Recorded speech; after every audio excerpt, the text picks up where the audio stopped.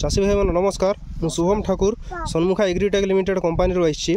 तो आम यहाँ अच्छु नवरंगपुर डिस्ट्रिक्ट उमरकोट स्वर्णपुरी रे। तो आमर चाषी भाई जड़े आमर यूज करथिले टाइजेन। तो तार रिजल्ट केमिति हला कौन से आम शुणा चाष। आज्ञा नमस्कार। नमस्कार। आपनकर परिचय टिके दियंतु।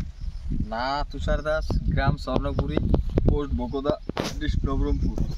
Phone number 9078711511। तो आपन को जोटा डेमो दिया था से कोटा टाइजन और संतरा जिन। टाइजन और सांथरा जिन। तो एटा जोटा तार रिजल्ट केमिति हला? रिजल्ट बहुत भल अछि। आगु जोटा आस्ते तार टू बेटर अछि। एटा आपन एटा देई कि केते दिन गला को आपन रिजल्ट पूरा पाइले? 5 दिन भितर रिजल्ट जणा पड़छि। 5 दिन भितर रिजल्ट जणा पड़छि।